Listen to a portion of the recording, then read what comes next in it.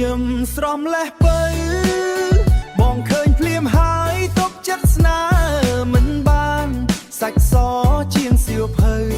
តែបងចង់ចាយជើយកបើឲ្យបានយកធ្វើជាគូស្រករ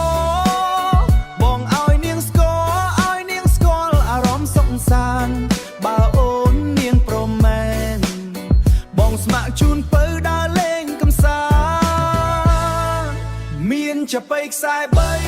3មានអាយ៉ៃរំវងមានទាំងស្គរដៃមានសឡៃត្រអ៊ូមានលបាយប្រជាប្រិយបងអង្គុញចោលឈូង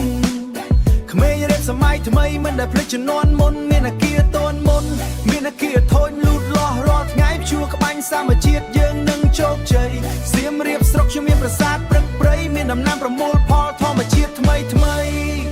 អូណរណនយកនេះបងសុំកំដរស្អាតដូចកែណ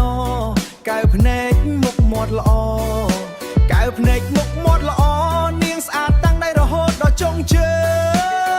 ងចង្កេះអង្ក្រងទុនប្លន់មានទ្រូងមិនចេះជើងឃើញគេស្លៀកពាក់អញ្ចឹងថាគេទំនើងគេចេះជួយដាំបានបាយចេះជួយបង្កាត់ភ្លើង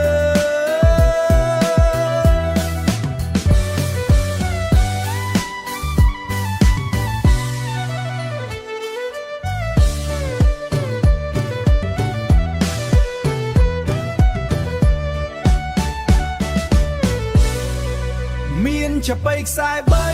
3មានអាយ៉ៃរំវងមានទាំងស្គរដៃមានសឡៃត្រអ៊ូមានលបាយប្រជាប្រិយបងអង្គុញចោលឈូងក្មេងរៀបសម័យថ្មីមិនដែលភ្លេចជំនាន់មុនមានអាគារតូនមុនមានអាគារធូចលូតលាស់រាល់ថ្ងៃព្យួរក្បាញ់សាមជាតិយើងនឹងជោគជ័យសៀមរាបស្រុកខ្ញុំមានប្រាសាទព្រឹកព្រៃមានដំណាំប្រមូលផលធម្មជាតិថ្មីថ្មី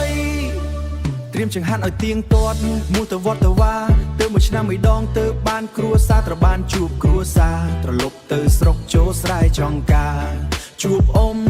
ជួបមីងហើយជួបលោកយាយលោកតាត្រៀមចង្ហាន់ទៅវត្តក្រោយចង្ហាន់ទៅវត្តក្រោយយើងជូនម៉ាក់ប៉ាសុំសេចក្តីសុខជូនក្រុមគ្រួសារសុំឲ្យជួបស្នេហ៍សុំឲ្យជួបស្នេហាជួបស្នេហាចប់ឆ្នាំថ្មីចាំបងលើកជូនបណ្ដាកា